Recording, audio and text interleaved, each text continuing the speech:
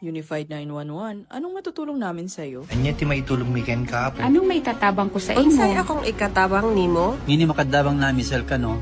Sa anumang wika o dialekto, may tulong na darating sa iyo.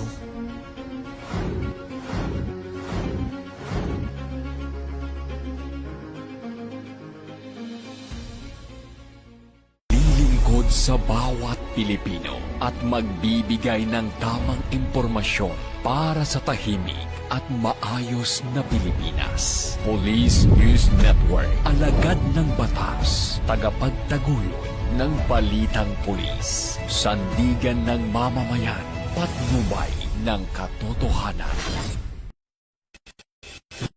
Kampo Krame, maghahatid ng pinakahuling kaganapan at nagbabagang balita. Ito ang PNN Police News Network. At ngayon, ang inyong mga tagapagbalita. Magandang umaga, Bagong Pilipinas. Ako ang inyong tagapagbalita, tagataguyod ng Balitang Pulis, NUP Loreto Bonifacio Concepcion. At ngayong araw ng Miyerkules, muli nating makakasama bilang special guest co-host, walang iba kundi si Miss Alexandra Faith Garcia, Miss Aura International 2021 Grand Winner, multi-medalist triathlete, and fitness advocate. Magandang umaga sa iyo, Miss Faith. Magandang umaga po, Sir Eton. Isang karangalan po muli na tayong makasama sa PNP News Online. Bago po tayo magsimula, huwag po nating kalimutan i-like, i-follow at i-subscribe ang page ng Philippine National Police, Police Community Affairs and Development Group, PCAG, Tagapagunday, at Police News Network.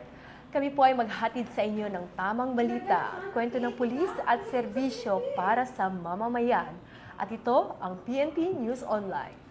Ang pangunahing balita ng Police News Network, alagad ng batas, tagataguyod ng Balitang Pulis.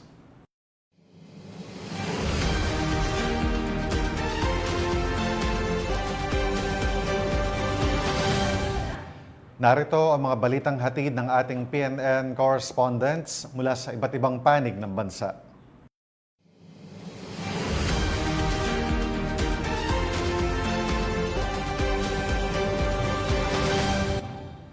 Isang high-value individual ang naaresto ng pulisya matapos makumpiskahan ng hinihinalang shabu at baril sa isinagawang buy-bust operation sa lalawigan ng Capiz. Muling iginiit ng pulisya ang kanilang patuloy na kampanya laban sa ilegal na droga at kriminalidad upang matiyak ang kaligtasan at kapayapaan ng mamamayan. Nakatutok diyan si Patrolman Charmaine Balunsat.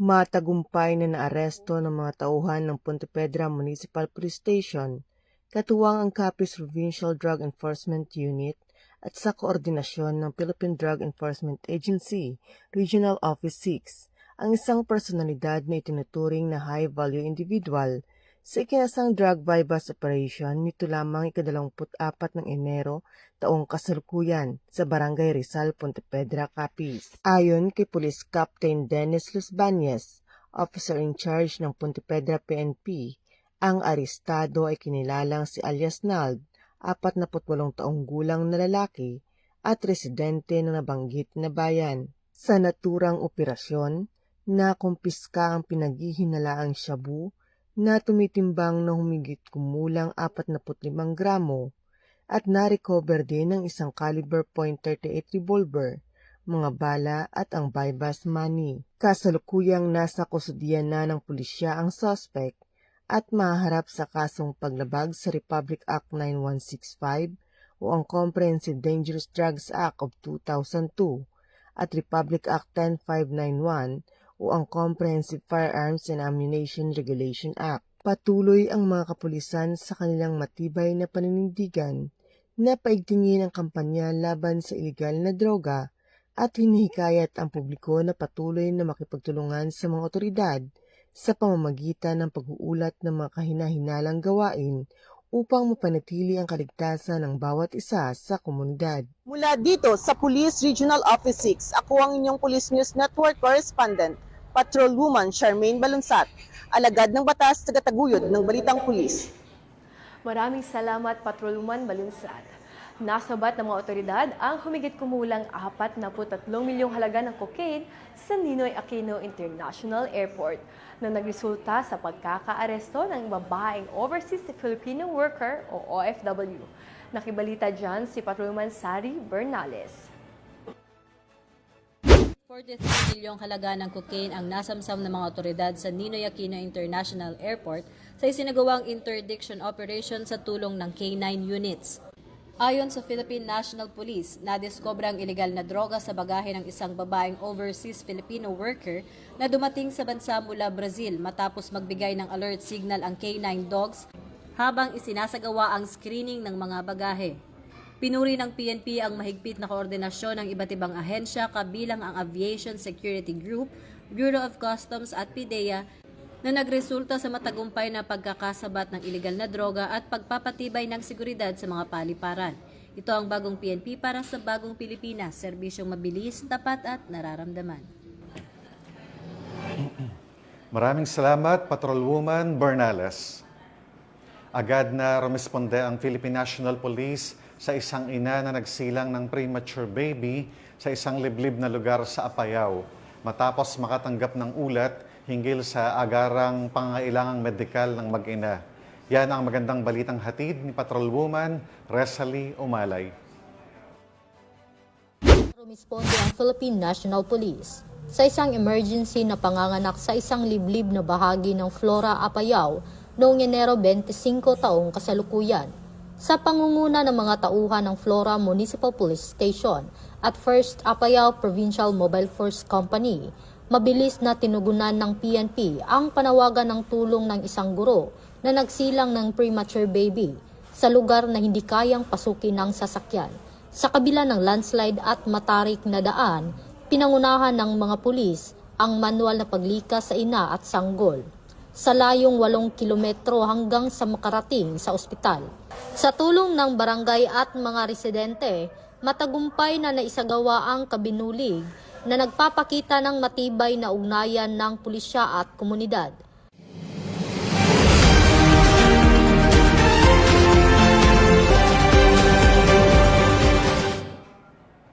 Maraming salamat, Patrolwoman Umalay.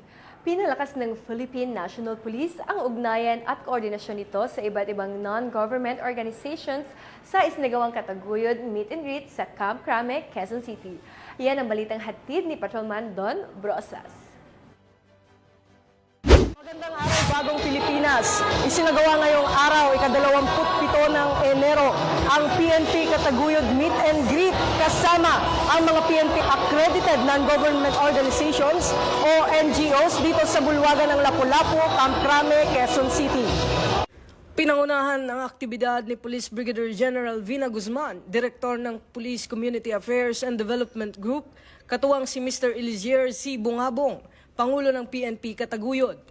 Layunin ng pagtitipon na formal na makipagkilala at makipag-ugnayan sa mga partner NGOs, palakasin ang ugnayan para sa mas maayos na kolaborasyon, talakayin ang mga plano at programa sa hinaharap at higit pang pagtibay ng kooperasyon, hindi lamang sa pagitan ng PNP at NGOs, kundi maging sa kanila mismo.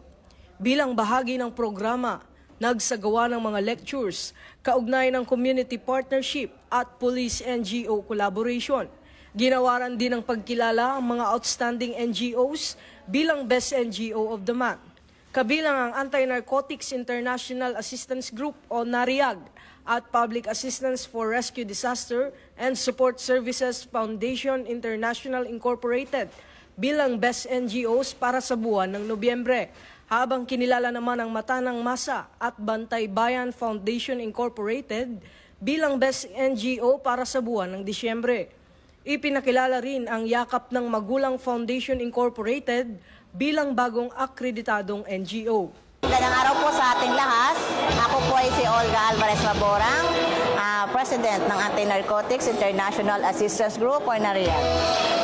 Ang advocacy po namin ay anti-drugs, community service, and brotherhood.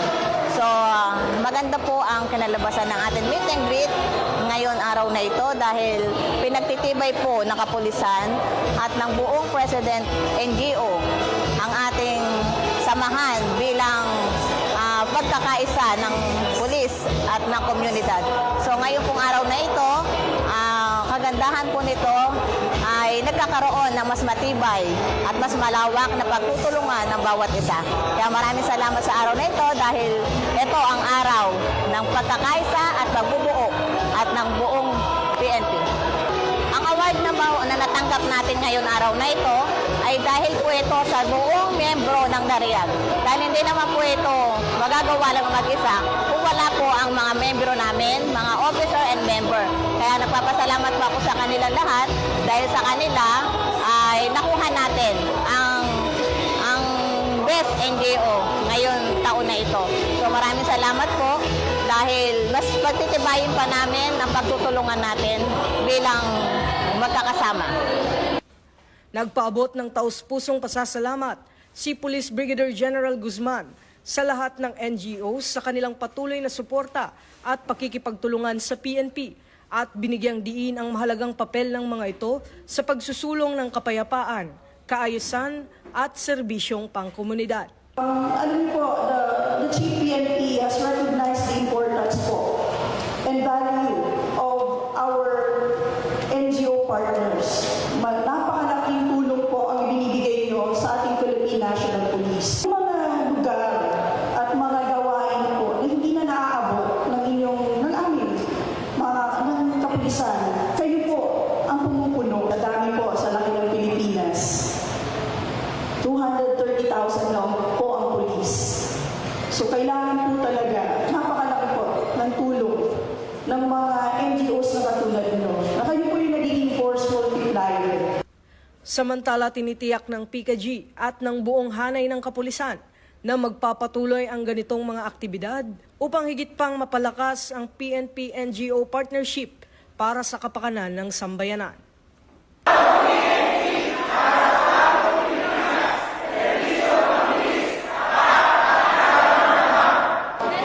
Mula dito sa bulwagan ng Lapu-Lapu Camp Crame, ako ang inyong PNN correspondent, Patrolman Don Brosas, alagad ng batas, tagataguyod ng Balitang Pulis. Maraming salamat, Patrolman Brosas.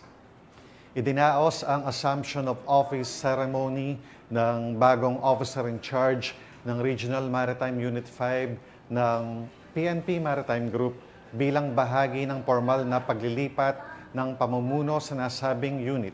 Magbabalita riyan si Police Staff Sergeant Irene Hani Tria Abad. Formal nang itinalaga bilang bagong officer in charge ng Regional Maritime Unit 5 PNP Maritime Group si Police Lieutenant Colonel Carl Omar H. Fiel sa isinagawang Assumption of Office ceremonies sa RMU 5 Headquarters, Legazpi City, Albay, nito lamang ika-26 na araw ng Enero taong kasalukuyan. Ang makabuluhang seremonya ay pinangunahan ni Police Colonel Roderick B. Campo, Deputy Director for Administration, na siyang kumatawan kay Police Brigadier General Lou Frias Evangelista, Direktor ng PNP Maritime Group. Binulahan din ito ng Regional Vice Chairperson ng Regional Advisory Group for Police Transformation and Development na si Mr. Romulo Judito L. Belleza, mga hepe ng Maritime Police Station, team leaders ng Maritime Law Enforcement Teams at lahat ng miyembro ng RMU 5 Headquarters. Sa mensahe ni Police Colonel Campo ay binigyang diin niya na ang pamumuno ay hindi nasusukat sa titulo o ranggo, kundi sa epekto, impluwensya at pananagutan bilang isang leader. Ipinaabot niya ang mainit na pagbati kay Police Lieutenant Colonel Fiel at nagpahayag ng tiwala na magagampanan nito ng buong husay ang iniatas na responsibilidad.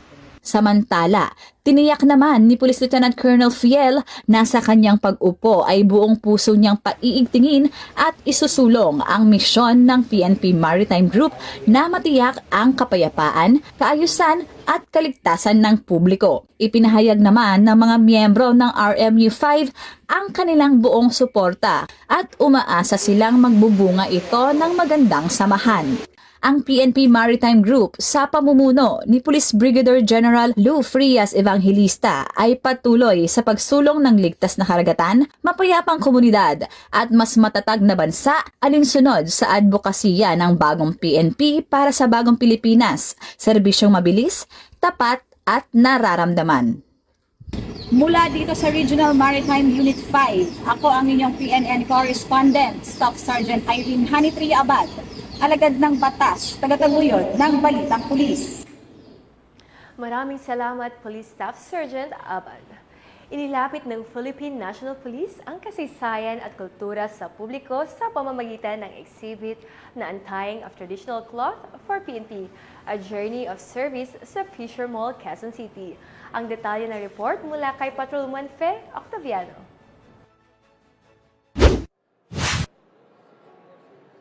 Magandang umaga, Bagong Pilipinas. Narito po tayo ngayon sa Fisher Mall kung saan gaganapin ang Untying of Traditional Cloth for PNP, A Journey of Service Off-Camp PNP Museum Exhibit. Mas inilapit ng Philippine National Police ang kanilang kasaysayan at kultura sa publiko sa paglunsad ng Untying of Traditional Cloth, A Journey of Service, exhibit sa Fisher Mall, Quezon Avenue, Quezon City. Kinatawan ni Police Lieutenant General Bernard M. Banac, Deputy Chief PNP for Administration, si Acting Chief PNP Police Lieutenant General Jose Melencio Sr. Tates Jr., kasama sina Police Brigadier General Vina H. Guzman at Police Brigadier General Marvin Joe C. Saro. Ipinakita sa exhibit ang ebolusyon ng PNP mula Philippine Constabulary hanggang sa makabagong kapulisan ngayon. Bawat artifact, salamin ng serbisyo at sakripisyo. Bahagi ito ang pagdiriwang ng PNP Day 2026 sa ilalim ng advokasiyang Bagong PNP para sa Bagong Pilipinas. Serbisyong mabilis, tapat at nararamdaman.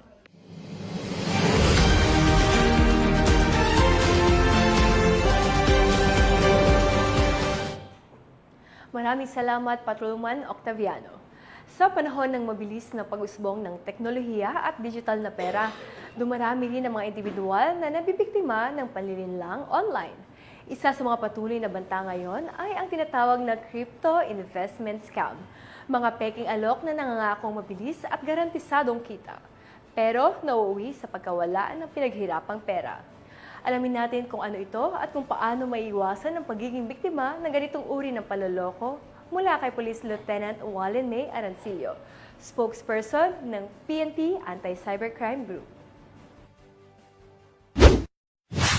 May nag-aalok ba sa inyo ng crypto investment na nagsasabing siguradong may kita ka?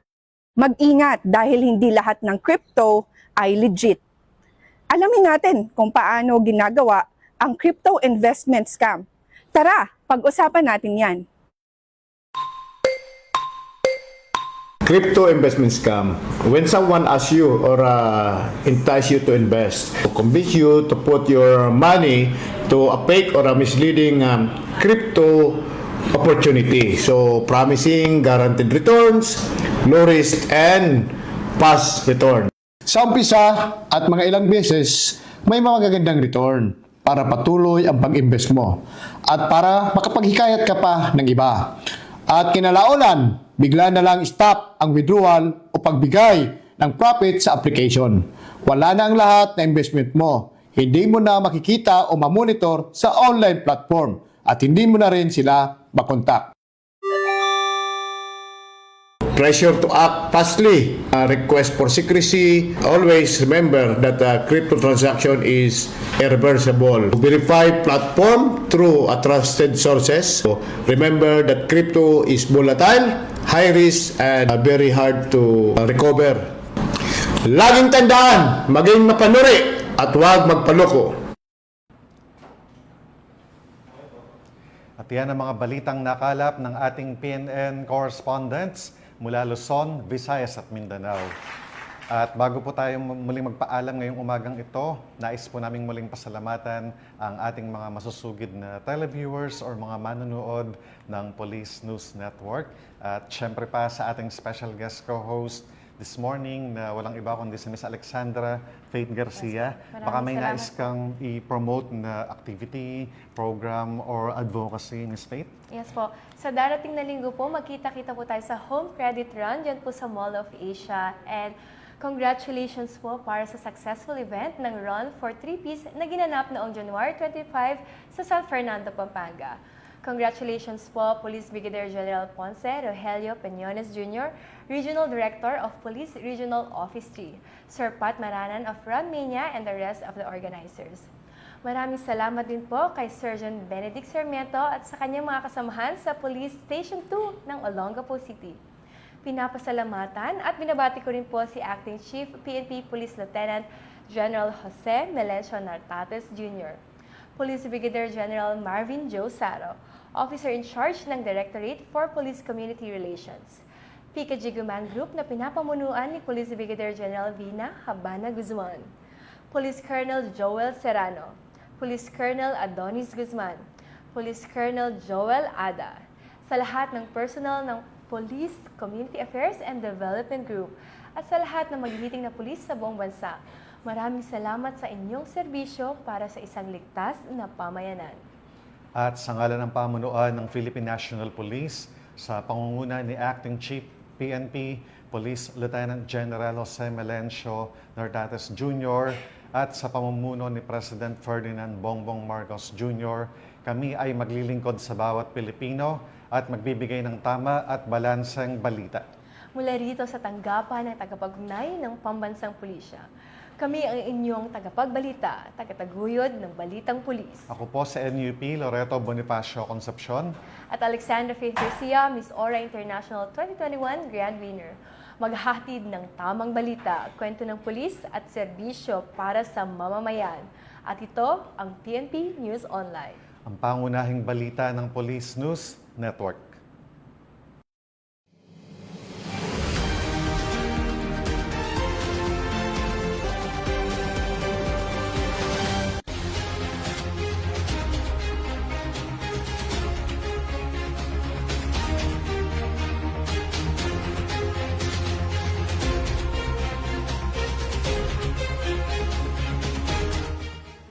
Police News Network, alagad ng batas, tagapagtaguyod ng balitang pulis.